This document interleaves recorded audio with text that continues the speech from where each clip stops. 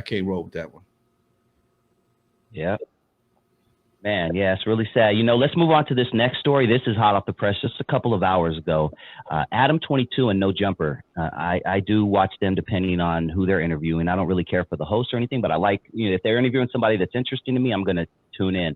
But they just interviewed a couple of hours ago a 15-year-old drill rapper named Lil 50.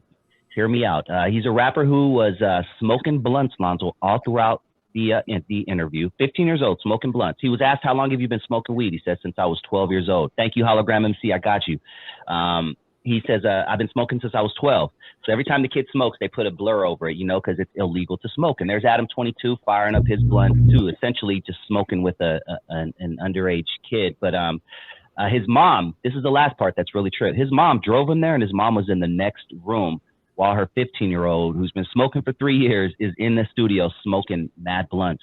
What do you think of parents who allow their kids to do things like this, Lonzo, in their presence? And how hard is it for a parent to tell their kid no when their kid is the one making the majority of the money and paying most of the bills in the family? That's the problem we have in the society right now. In some cases, kids' viral escapades have superseded pops and moms' paychecks. And in order to maintain that lifestyle they become accustomed to or get out of the one they're currently in, they'll sacrifice their child to do it. That's basically what you're doing. You're sacrificing your child. You're sacrificing your child for some likes, some views, some streams, whatever the case may be. I remember one of the, not even back in the day, semi back in the day at Eve After Dark. I never forget, I was hosting a showcase. And this kid, my mama was a crackhead. She was sucking dick in the back of the car. I was in the front seat. Woo, woo, woo, woo, woo. And the mama sitting right there. Right on, baby. And I'm looking, what's wrong with you? But the allure of her son becoming a rapper superseded her private life, her dignity, and everything else. And that's one of the problems we have today with the internet. The internet didn't come with no instruction, folks. And folks will do any and everything to try and possibly go viral, be relevant. Mama probably ain't got no skills, but a 15-year-old kid smoking blunt after blunt on a nationally known podcast can go very viral, very fast, and can be worth a few dollars in his and her pocket. So sacrifice your kid. What the hell? It's only his lungs. He's only 15. Crazy, man. I know OG Steve had a question that I didn't get to. I'm scrolling up. OG Steve, he says, y'all hear about up and coming boxing match between the two YouTubers, Cartoon 53 and 600? I mean, I try to stay away from the BS, but no, I don't. Do you know about that, Lonzo? Cartoon 53 and 600? Yeah, no, I think I heard of 600. Isn't he the guy that deals with Crip Mac, which is another interesting character? Yeah, I try to stay away from all that. That's Yeah, man. I try to educate myself, man. No offense, dog. I do get the BS now. I'll jump in on some Charleston White shit. Yeah, I do. Every once in a while, I'll jump in on some BS, but I try to keep away from a lot of the nonsense that's on Instagram, man, and YouTube. There's so much out there, Lonzo. Yeah, it is, Doc. And that's how we get this false sense of immorality, and it becomes normalized because so much stuff is allowed on the internet. It looks like it's normal. And we're the only ones do it, those who want to be like us. Man, Rajmir has a great comment. He says, but they will shadow ban us if we tell the facts. That's the crazy part about YouTube is they'll push all the BS to the front. You could say N-word, all the BS. But if you speak a little bit of truth or say something against the grain, you get shadow banned. 5 years, I only got 15,000 viewers. So thank you. Proof right here. 50, that's all I can get 15,000. Mm-hmm.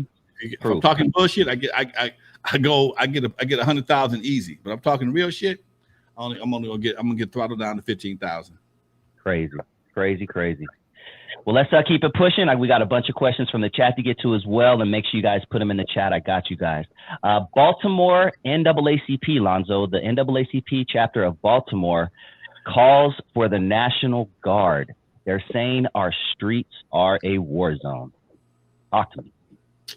You know, I hadn't heard that before, but I can see how they can make that assumption. When you got packs of kids acting wild, man, these youngsters is just wild, dude. They just wow, they've never been put in check, never been disciplined, no home training, no school training, no street training, and they listen to each other. They have nobody of any type of authority that they respect. That they can they respect. So whatever they do, plus there's no consequences. Why not? Why not? Now when the National Guard come in most cases, not all, in most cases, they're on the shoot to kill order. They're not coming to talk. They're on the shoot to kill order. Okay, step out of line. They're gonna hit you with a hot one. Okay, or they're gonna start arresting folks, and they're gonna. I said this morning to my daughter. We were talking this morning. At some point in time, somebody is gonna change the law in one of them late night sessions, and all this bullshit about this flash mob running up in stores and stealing up to $950 worth of shit. There's no consequences. They're gonna change the law. It's gonna be like the 3 strike shit, and somebody gonna mess around here, and they're gonna change it, and you ain't gonna know about it, and they're gonna start locking folks up, thinking everything is still cool, and you're gonna realize, oh shit, say what? Yeah, you caught up too late. And they'll tell you, ignorance of the law is no excuse. So if the law get changed and you don't get the memo, too bad. Okay, you still did it, fool. And I'm not telling you nothing that ain't real. Just like in the 80s and 90s. When crack got introduced to the gang era, folks was buck ass wild. First thing they did was pass the 3 strikes law. They passed the 3 strikes law, and folks was going to jail for everything: pizza, cigarettes, the baby powder. If you had 2 felonies and you stole something, going to jail. And it got to the point it was ridiculous. But what happened was they built up the prison industrial complex off that law. A lot of these prisons in these various states got clauses of at least 90% occupancy in the prison. When you see that in a clause, that means that the average prison has to have more people than the average Hilton hotel or the average Marriott or the average Holiday Inn. Most of them hotels do not maintain a 90% occupancy. Maybe on a holiday, they may get even higher than that. But for the most part, if they're hitting 50, they're in good shape. But to have a 90% occupancy long term, we're not talking about overnight. We're talking about people posting up for multiple birthdays. We're talking about people that have careers and their kids can follow in their footsteps of watching your ass while you're in prison. And while the law gets sorted out, your ass still sitting in prison. You don't get to go home and wait for them to figure out what they're gonna do. You're still in prison, and when they figure out, this is too harsh, we're gonna back up a little bit. They can use another 15, 20. So as we sit here now and watch this lawlessness go through the streets, you got packs of kids in various parts of the country running in the stores, Gucci stores, Beverly Hills. They're doing all kind of shit. Nordstrom's, all these stores are still shit that has very little value to nobody but them in most cases, and maybe a few other people.